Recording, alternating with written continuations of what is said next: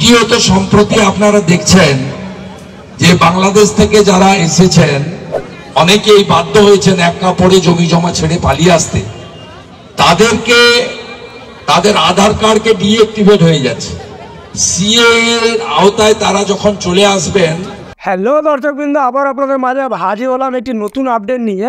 গত ভিডিওতে এর আগের যে ভিডিওটা আমরা বানিয়েছিলাম আধার কার্ড ডিঅ্যাক্টিভেটের, সেই ভিডিওতে আমরা দেখিয়েছিলাম যে একটা নোটিশ আসছে বাড়িতে বাড়িতে যাদের আধার কার্ড ডিঅ্যাক্টিভেট হয়ে গেছে।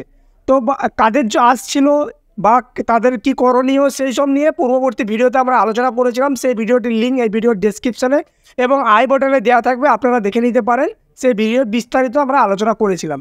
কিন্তু রিসেন্টলি শুভেন্দু অধিকারী, যিনি বিজেপির একজন বিধায়ক, তিনি কি বলছেন এই ব্যাপারটা নিয়ে তিনার মুখ থেকে শুনে নেব। তো চলুন আর বেশি না দেরি করে আপনাদেরকে সেই লেকচারটি আমি সম্পূর্ণ শুনিয়ে দিচ্ছি। তিনি কি বলেছেন আপনারা শুনে নিন এবং সতর্ক হয়ে যান, এবং আপনারা যদি পারেন আমার পূর্ববর্তী ভিডিওটি দেখে নিন। সেখান থেকে গিয়ে দেখে আপনারা কি করতে হবে না করতে হবে সমস্ত ডিটেলস বলা আছে, আপনারা সেটা দেখে নিতে পারেন। তো চলুন ভিডিওটি শুরু করা যাক।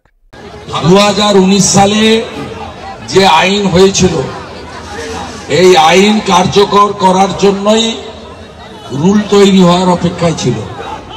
স্বাভাবিকভাবে নরেন্দ্র মোদীজির নেতৃত্বে যত আইন পার্লামেন্টের উভয় কক্ষে পাস হয়েছে, সেই আইনগুলো কোনোটাই আইন হিসেবে থাকেনি, কার্যকর হয়েছে।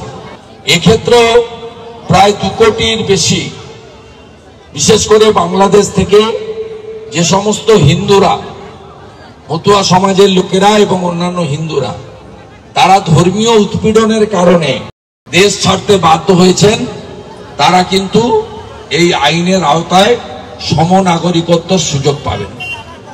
এক্ষেত্রে আপনাদের পরিষ্কার বলে রাখা দরকার, আমি যদি ভিসা পাসপোর্টের জন্য ভিসা অফিসে যোগাযোগ করি বা আমার বাড়ির কেউ যদি সরকারি চাকরি পায়, তার যদি ভেরিফিকেশন পুলিশের লাগে, আমাকে কিন্তু 71-এর আগে দলিল আনতে বলা হয় না।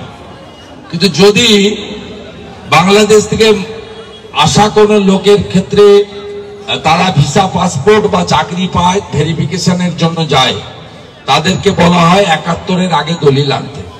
এই আইন কার্যকর হলে এই 71-এর আগে দলিল আনার কথা আর কেউ বলবে না, সমনাগরিকত্ব হবে।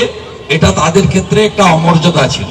দ্বিতীয়ত সম্প্রতি আপনারা দেখছেন যে বাংলাদেশ থেকে যারা এসেছেন অনেকেই বাধ্য হয়েছেন এক কাপড়ে জমি জমা ছেড়ে পালিয়ে আসতে।